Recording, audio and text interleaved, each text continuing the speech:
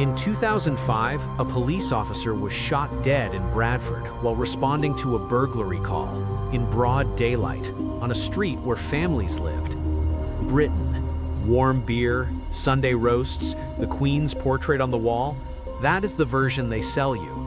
But drive north in the wrong direction, cut through the right back roads, and you will hit places where the street lights go out before midnight. The locals go quiet when you mention certain postcodes, and the past has never quite stayed buried.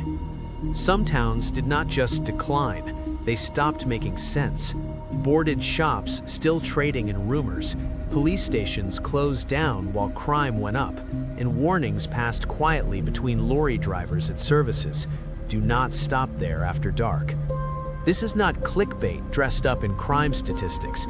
We're digging into 10 real UK towns, backed by ONS data, Cleveland police reports, Lancashire constabulary records, and enough documented misery to make your sat-nav reconsider your route. Tiny teaser: one town has a crime rate more than double the national average. Another has been officially ranked the most deprived place in England for years running. And one, the locals will tell you straight, you do not park your car there overnight unless you want to find it in pieces by morning. Think you know rough? Let us find out. And trust me, you are not ready for the town where 6 out of 7 children grow up in poverty, but organized crime gangs are apparently doing just fine. Subscribe, not for the algorithm, but because knowing which towns to avoid on a road trip might actually be one of the more useful things you learn this week. Number 10, Burnley. Burnley looks like a postcard of northern England that someone left out in the rain. Cobbled hills, mill chimneys, a football club with a spirit that punches above its weight. But step back from the romance of it, and you will find a town that has been struggling in quiet desperation for decades. Burnley sits in the Pennine foothills of Lancashire, and it has never quite recovered from the collapse of its textile and manufacturing industries. The jobs went, the investment did not come, and what filled the gap was not pretty. Burnley has one of the highest unemployment rates in Lancashire, consistently ranking among England's most deprived local authorities, according to the Index of Multiple Deprivation. The town center feels like it is being held together by optimism alone. Shops closed, then more shops closed. Then the places that replaced those closed too. Crime rate sits notably above the Lancashire average. Violent offenses are the most commonly reported category. Drug crime is a persistent issue tied to gang networks that continue to operate across the borough. Economically, Rochdale is among the more deprived areas in Greater Manchester.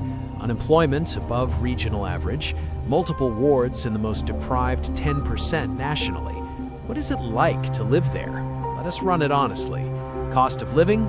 Low, because the wages are low too. House prices? Affordable, because demand is soft. Job market? Thin. Community spirit? Genuinely strong in places, but stretched by poverty. Government services? Technically present, practically underfunded. One local Redditor put it plainly: Burnley is the kind of place where people are decent, but the system has given up on them. That is not hauntedness, that is something slower and sadder. And if Burnley feels like a town that was abandoned, the next entry on this list feels like a town that was forgotten and then actively made worse. Number 9, Rochdale. Rochdale has a history problem, not the industrial kind, though it has that too. The kind of history problem that involves serious institutional failure, criminal networks, and nearly 2 decades of children being let down by the very authorities meant to protect them. The Rochdale grooming scandal, fully exposed around 2012 but stretching back to the 1990s, revealed how organized gangs exploited vulnerable young people while police and social services repeatedly failed to act. 9 men were convicted in 2012. Further convictions followed. A Home Affairs Select Committee described the failures as a collective one across multiple agencies. That shadow sits over this town, whether you acknowledge it or not. Crime data aside, Rochdale has a crime rate that consistently sits above the Greater Manchester average. Violent offenses are the most commonly reported category. Drug crime is a persistent issue tied to gang networks that continue to operate across the borough. Economically, Rochdale is among the more deprived areas in Greater Manchester. Unemployment above regional average, multiple wards in the most deprived 10% nationally. What is it like to live there? Let us run it honestly. Cost of living? Low, because the wages are low too. House prices? Affordable, because demand is soft. Job market? Thin. Community spirit? Genuinely strong in places, but stretched by poverty. Government services? Technically present, practically underfunded. One local Redditor put it plainly: Burnley is the kind of place where people are decent, but the system has given up on them. That is not hauntedness. That is something slower and sadder. And if Burnley feels like a town that was abandoned, the next entry on this list feels like a town that was forgotten and then actively made worse. Number 8. Hull. Hull is the city that Britain keeps meaning to invest in and somehow never quite gets around to. It was UK City of Culture in 2017, and for one brief year it got the attention it deserved. Then the cameras left, and Hull went back to being Hull, which means one of the highest crime rates in Yorkshire, chronic deprivation in large parts of the city, and a coastal bleakness that the Tourism Board does not photograph. According to ONS data, Hull records approximately 137 crimes per 1,000 residents, with violent crime, theft, and antisocial behavior as the top 3 categories. Property crime is particularly embedded in certain neighborhoods. The Humberside Police Force area consistently reports elevated levels of domestic violence, drug offenses, and public disorder. Several wards in Hull sit in the bottom 5% nationally for income deprivation. Long-term unemployment is significantly higher than the national average. Post-Brexit, Hull's fishing industry, already hollowed out by the cod wars of the 1970s, has faced renewed uncertainty. The docks that once made the city feel purposeful are quieter now. What would moving to Hull get you? Cheap housing, genuinely cheap, among the most affordable in England. A tight community in places where people have no choice but to rely on each other, but also stretched NHS services, underfunded schools in certain areas, and the constant low hum of a city that feels like it is waiting for a comeback that keeps getting delayed. A local on Reddit described driving through certain parts of Hull at night as feeling like the streetlights gave up before you did. Hull is not beyond saving, but it has been waiting for someone to commit to saving it for a very long time. Drop a comment. Would you take a job in Hull for 20% more than you earn now? Yes, money is money. No, I have seen the crime map, only if the company paid my car insurance. Number 7. Bradford. Bradford has been in the national conversation for the wrong reasons so many times that at some point the conversation itself became the problem. 2001 race riots, the murder of PC Sharon Beshanivsky in 2005, shot dead during an armed robbery, the first female officer killed on duty in over a decade. More recently, Bradford was named as having one of the highest rates of knife crime in West Yorkshire, with gang violence repeatedly surfacing in areas like Manningham and Girlington. According to crime rate data, Bradford ranks as the most dangerous city in West Yorkshire and the second most dangerous large location in England by overall crime risk score. The crime rate sits at approximately 132 crimes per 1,000 residents. Violent offenses account for over 32,000 recorded incidents. Theft, public order offenses, and drug crime follow. Deprivation is severe and uneven. Multiple Bradford wards appear in the national bottom 10% for income, employment, and education. Child poverty rates in certain areas exceed 40%. Nearly 28% of households report struggling to get by on their current income. And yet, Bradford also has a young population, a growing creative scene in pockets, and a food culture that cities twice its size would envy. There is something real here, buried under the weight of decades of underinvestment and political neglect. The problem is that potential without support just becomes another generation watching their options narrow. A Bradford resident on an online forum wrote, "I love this city, and I am tired of defending it." Both things are true. That is the tragedy of Bradford. It deserves better than what it has been given, and what it has been given has produced some genuinely frightening crime statistics. Number 6. Hartlepool. Hartlepool once hanged a monkey. That is the legend, anyway. French ships sank in the Napoleonic Wars, a monkey washed ashore in uniform, and the locals, having never seen a Frenchman, put it on trial for espionage and executed it. Whether true or not, Hartlepool has been living with that story ever since. What is not a legend is the current crime data. Get Licensed, a UK security industry publication, ranked Hartlepool as the overall crime capital of the UK when weighting across multiple crime categories. Crime rate per 1,000 residents sits at approximately 149, more than 60% above the national average. Violent offenses are the most common crime type. Stalking and harassment figures rank in the top 3 nationally. Antisocial behavior is highest in the Durham Force area during peak periods. Hartlepool has a maritime heritage, a population of around 96,000, and an economy that has struggled since the decline of shipbuilding and steel. Unemployment is above average. Multiple wards sit in the most deprived quartile nationally.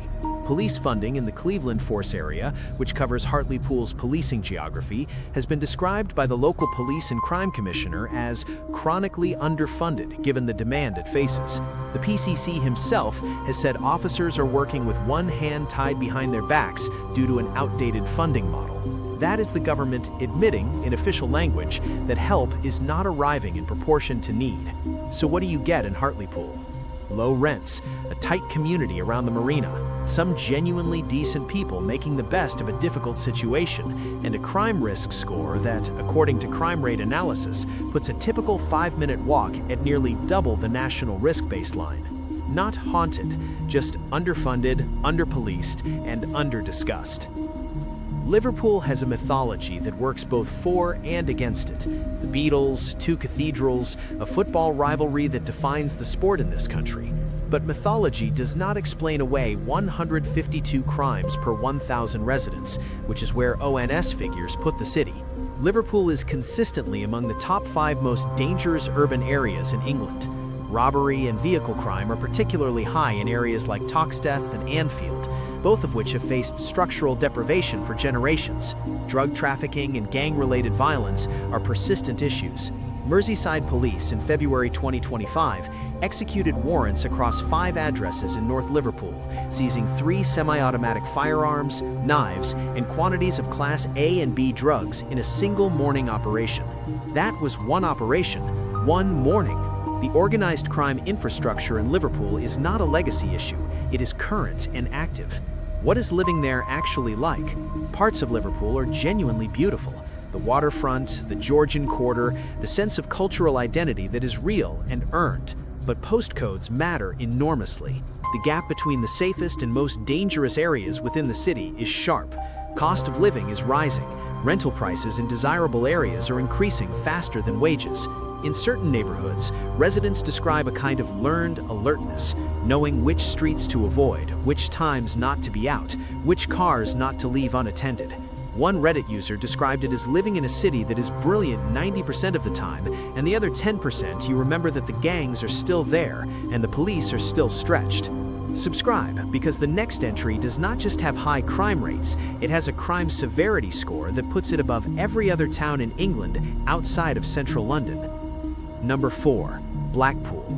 Britain's favorite faded seaside town. The illuminations, the tower, the trams, the absolute statistical nightmare of a crime profile that tourism brochures never mention. Here is the data that Blackpool's marketing department quietly ignores.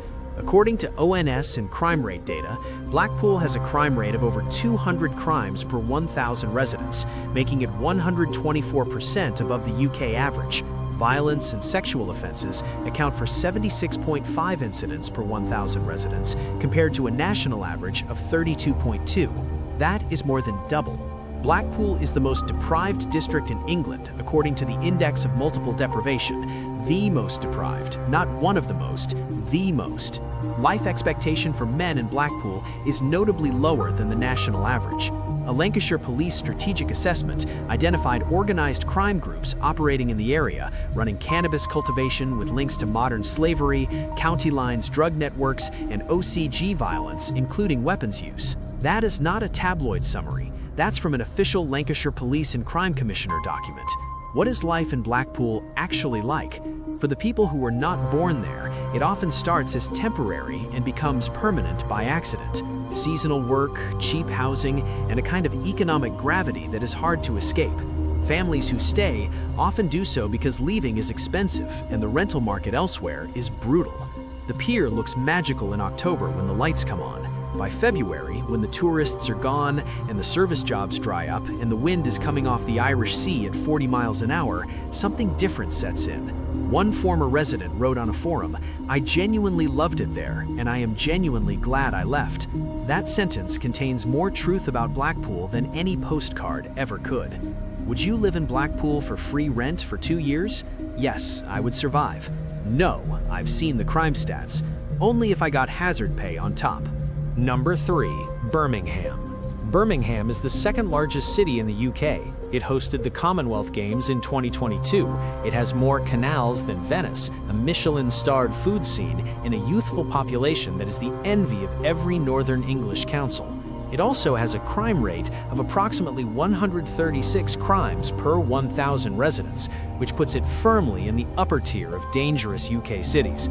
According to data from the December 2024 ONS release, Birmingham recorded 14,766 incidents of violence with injury and 24,970 without injury in a single year. That is violent crime alone. Knife crime in the West Midlands police force area is recorded at 156 incidents per 100,000 population, the second highest of any force in England and Wales, behind only the Metropolitan Police in London. Gang activity is concentrated in specific inner-city areas, many of which have faced chronic disinvestment for decades.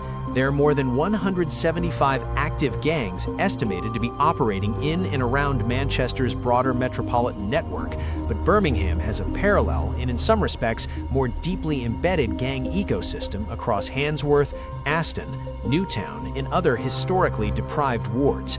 Birmingham City Council declared effective bankruptcy in 2023, the largest local authority in Europe unable to balance its books, resulting in cuts to services that residents in already vulnerable communities felt most sharply. What does that mean in practice? Fewer youth services, less outreach, more young people with less support. The relationship between austerity and crime is not theoretical in Birmingham. It is statistical, documented, and ongoing. One community worker in Aston told a local news outlet, "You cut the things that keep young people busy, you should not be surprised by what fills the space." Birmingham is not just a crime story, it is an infrastructure story, and the infrastructure has been failing people here for years. Number 2, Middlesbrough. Middlesbrough does not ease you in. It is honest about what it is in a way that most English towns are not. And that directness is both its greatest quality and its heaviest burden. The statistics are not ambiguous. Crime rate lists Middlesbrough as the most dangerous city in the Northeast and the 5th most dangerous location by district in all of England and Wales. The overall crime rate is approximately 190 crimes per 1,000 residents, which is 53% higher than the Northeast regional average and significantly above the national figure. Violent crime totaled over 11,800 incidents in the most recent annual period, an increase of nearly 8% year-on-year. Knife crime in the Cleveland Force area, which covers Middlesbrough, sits at 149 incidents per 100,000 population, the 3rd highest of any police force in England and Wales. The Cleveland Violence Reduction Unit has documented that 1 in 20 crimes in the force area is classified as serious violence. Drug crime rates are over 200% of the national average. Criminal damage rates are the highest of any comparable town in England, at 289% of the national average. Middlesbrough went from being the 15th most crime-deprived local authority in England in 2019 to the 2nd worst in 2025. Not gradually, sharply, in 6 years. The mayor of Middlesbrough has publicly called for the eradication of organized crime gangs. The local police and crime commissioner has said the force is operating with metropolitan levels of crime and the budget of a small rural force. A 2024 report noted that 6 out of every 7 children in the Newport ward of Middlesbrough grow up in poverty. Read that again. 6 out of 7. That is not a statistic from a developing nation. That is a postcode in the northeast of England in the 21st century.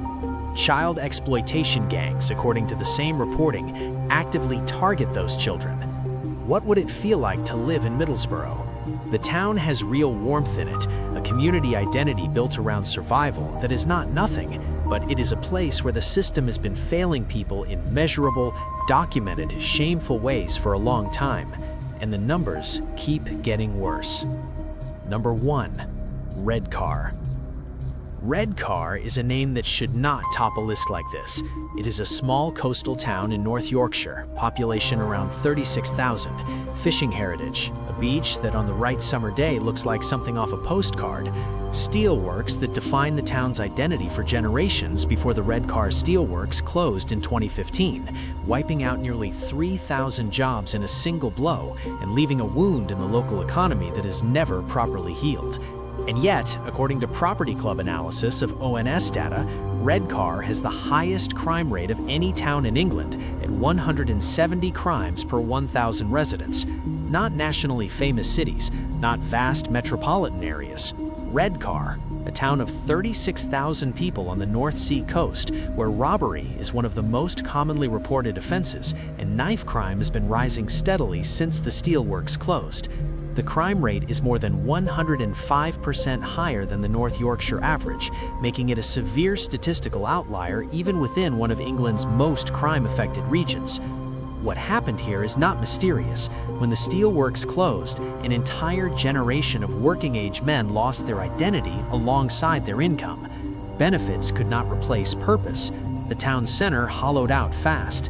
What moved in was what always moves in when opportunity collapses: cheap drugs, petty crime, and the slow normalization of behavior that nobody would have accepted 10 years earlier. Locals talk about it in resigned tones, not anger exactly, more like exhaustion. One former steelworker told a documentary filmmaker, "We built things here, real things, and one day they told us that was over, and nobody ever really explained what was supposed to come next." Nothing did. Redcar is not haunted, it is grieving. It is a town that had its economic heart removed without anesthetic and was told to get on with it. The crime statistics are just the symptom. The cause is a decision made in Whitehall that nobody in Redcar voted for and nobody in power has ever properly apologized for. Like this video if watching from your sofa feels significantly safer than a night out in any of these places, which it absolutely is. Subscribe, because understanding why these towns are the way they are is not just morbidly interesting, it is the beginning of actually caring about what should change. These towns are not lost causes. They are what happens when causes get lost. And that is a different thing entirely.